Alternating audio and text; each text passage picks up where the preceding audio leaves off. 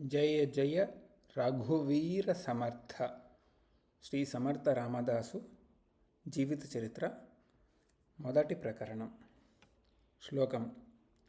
యదా యదా హి ధర్మస్య గ్లానిర్భవతి భారత అభ్యుత్థానం అధర్మస్య తదాత్మానం సృజామ్యహం పరిత్రాణాయ సాధూనాం వినాశాయ చ దుష్కృతాం ధర్మ సంస్థాపనార్థాయ సంభవామి యుగే యుగే. శ్రీమద్ భగవద్గీతలోని 4వ అధ్యాయము 7-8 శ్లోకాలు. ధర్మమునకు హాని కలిగినప్పుడు, అధర్మమునకు వృద్ధి కలిగినప్పుడు నన్ను నేను సృజించుకొందును. సాధుజనులను రక్షించుటకును, దుర్జనులను నాశనము చేయుటకు, ధర్మమును సంస్థాపించుటకును యుగ యుగంబున నేను పుట్టుచుందును అని పై 2 శ్లోకముల అభిప్రాయము.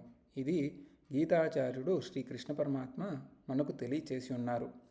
ఈ పై వాక్యముల సత్యము ప్రతి యుగమునందు సకల దేశములందు వ్యక్తమగుచున్నది. యూదు మతము భ్రష్టమైపోయిన కాలమున ఆ దేశస్థులను బాగు చేయుటకై భగవంతుడు సకల ధర్మమూర్తియగు యేసుక్రీస్తును పంపెను. అలాగుననే అరేబియా దేశము నీతిభ్రష్టమై ధర్మశూన్యమైన కాలమున పరమేశ్వరుడు నీతిమంతుడును పరమ భక్తాగ్రగణ్యుడైన అయిన మహమ్మదును పంపెను.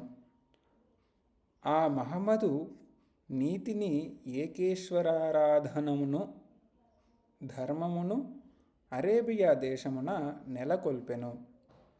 ఆ విధంబుననే భరతఖండ వాసుల యజ్ఞముల పేరు పెట్టి వేల కొలది జంతువుల హింసించుచు ధర్మభ్రష్టులై పాడైపోవుచున్నప్పుడు గౌతమ బుద్ధుడు జనించి హిందూ దేశమును, బౌద్ధమతమును స్థాపించెను. బౌద్ధమతము హీన దశలోనున్న కాలమున శంకరాచార్యులు, రామానుజాచార్యులు జన్మించి ఆస్తిక మతస్థాపన చేసి దేశీయులను ఉద్ధరించిరి.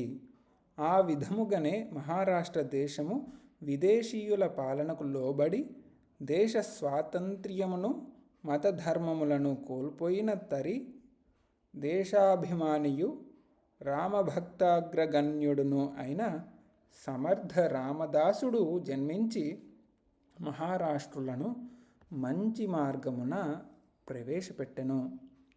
మహారాష్ట్ర దేశమున సతారా మండలమున జాంబ్ అనే ఒక గ్రామము కలదు. ఆ ఊరిలో 21 తరాల నుండి ధోసరా కుటుంబం వారు నివసించుచుండిరి. రామదాసుడు ఆ కుటుంబంలోని వాడే. వారి వృత్తి గ్రామ పౌరోహిత్యము. వారు అప్పుడప్పుడు కరణములుగా కూడా పనిచేయుచుండిరి.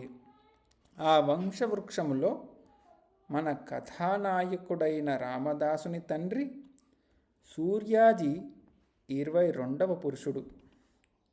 ఆయన భార్య పేరు రాణూబాయి. ఆ వంశస్థులందరూ మొదటి నుండి రామభక్తులై ఉండిరి. పూర్వుల మార్గము తప్పకుండా సూర్యాజీ కూడా రామపద భక్తుడై ఉండెను. ఆ దంపతులకు రాముని మీద ఎంత భక్తి అనగా శ్రీరాముడే వారికి సాక్షాత్కరించుచుండును అనియు, అతడే వారికి రామమంత్రోపదేశము చేసెననియు లోకులు చెప్పుకుంటారు. వారి పవిత్ర జీవనము గ్రామవాసులందరకు మార్గదర్శముగా ఉండెను. ఆ దంపతులు ప్రాచీన మహర్షుల చేత రచింపబడిన సకల గృహస్థ ధర్మములు నిత్యము నిర్వర్తించుచుండిరి. అందుచేత గ్రామవాసులేగాక ఇతర ప్రదేశ నివాసులు కూడా వారిని మిక్కిలి గౌరవించుచుండిరి. ఆ వంశము యొక్క ప్రతిష్ట నిలుపుటకై ఆ దంపతులకు వారి తపఃఫలములలో అన్నట్లు కుమారులు 2 కలిగారు. అందులో మొదటివాడు శ్రేష్ఠుడు, రెండవవాడు రామదాసుడు. మంచి దంపతులకు మంచి బిడ్డలే పుట్టుదురు, దుష్ట దంపతులకు సాధారణంగా దుష్టులే జనించుచుందురు. సూర్యాజీవంతునకు మొదటి కుమారుడైన శ్రేష్ఠుడు క్రీస్తు శకము 1605 సంవత్సరమున జన్మించెను. ఆ కుమారునకు మొట్టమొదట గంగాధరుడు అని పేరు పెట్టిరి. అతడు సంతానంలో జ్యేష్ఠ్యుడును, గుణముల చేత శ్రేష్ఠుడును అగుట చేత శ్రేష్ఠుడు అను పేరంబరగెను. అతనికి రెండవ పేరు మహారాష్ట్ర దేశపు భక్తులలో ఉత్తముడైన ఏకనాథస్వామి ప్రతిష్టానపురమునపై పెట్టెను. ఈ శ్రేష్ఠుడు తల్లిదండ్రుల పావన గుణములను కలిగి వర్ధిల్లెను. 1614 సంవత్సరమున అనగా ఆ బాలకునికి 9 ఏండ్లు, 1605 నుంచి 9 ఏండ్ల వయస్సున శ్రీరామదేవుడు ప్రత్యక్షమై స్వయముగా మంత్రోపదేశము చేసెనని చెప్పుదురు. అతడు కూడా అనేక మత సంబంధములైన గ్రంథాలు వ్రాసెను. వానిలో అతడు రామదాసుడను పేరు వేసుకొనుచుండెను. అంటే ఆయన పేరు రామదాసుడు అనే పేరు వేసుకునేవాడు. సూర్యాజీ మహాపురుషుడయ్యను. అతని గర్భమున శ్రీరామపాదారవింద భక్తుడను వానర వల్లభుడనైన మారుతి అంటే హనుమంతుడు జన్మించునని సిద్ధులు సెలవిచ్చిరట. జనులు ఈ మాట విశ్వసించి అట్టి అవతార పురుషుని కొరకు ఎదురు చూచుచుండిరి. మహారాష్ట్ర దేశమున ఆ కాలమున చాలామంది భక్తులు జనించిరి.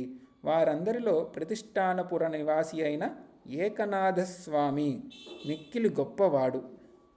ఆయన రాణోజీబాయి సోదరుడైన భానోజీకి గురువు. ఏకనాథుని యొక్క గురువు పేరు జనార్దన స్వామి. గురువు యొక్క తిథి ప్రయోజనమునకై ప్రతి సంవత్సరము భానీజీరావు ప్రతిష్టానపురం వెళ్ళుచుండెను. అతడు సోదరి అయిన రాణోజీబాయిని ఏటేటా భార్యతో కలిసి ఏకనాథుని సేవ చేయుటకై ప్రతిష్టానపురము అరుగుచుండిరి. ఆ యాత్రలో పలుసార్లు మహానుభావుడైన ఏకనాథుడు హనుమంతుడు వారి గర్భమున తప్పక అవతరించునని నొక్కి వక్కానించుచూ వచ్చెను. అతడొక్కడేగాక ఏకనాథుని వలనే మహారాష్ట్ర దేశ భక్తులందరూ అట్టి అవతార పురుషుడు తమ దేశమును అలంకరించునని వాక్రువ్వజొచ్చిరి. అట్లే క్రీస్తు శకం 1608 సంవత్సరమున సూర్యాజీవంతు రామాయణ పారాయణము చేయుచుండగా రెండవ కుమారుడు కలిగెనని శుభవార్త తెలిసెను.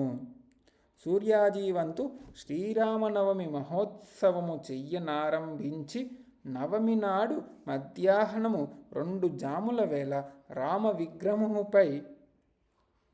విగ్రహముపై నవపుష్పములు వైచి పూజ చేయుచుండెను. ఆ పుణ్య సమయముననే రెండవ పుత్రుడు ఉద్భవించెను. అతని ఆనందానికి మేరలేదు. శ్రీరామనవమిన అతడు మునుపటి కంటే రెట్టింపు భక్తితోనూ సంతోషముతోనూ గ్రామవాసులందరికీ మధుర పదార్థాలను పంచిపెట్టి పుత్రోత్సాహము గావించెను. ఆ బాలుని మొట్టమొదటి పేరు నారాయణుడు. ఆ తర్వాత అతడు రామదాసుడని, సమర్థ రామదాసుడని లోకమున వ్యవహరించబడెను. మరుసటి సంవత్సరం సూర్యాజీవంతును రాణోజీబాయియు యాత్రార్థమై ప్రతిష్టానపురమునకు అరిగిరి.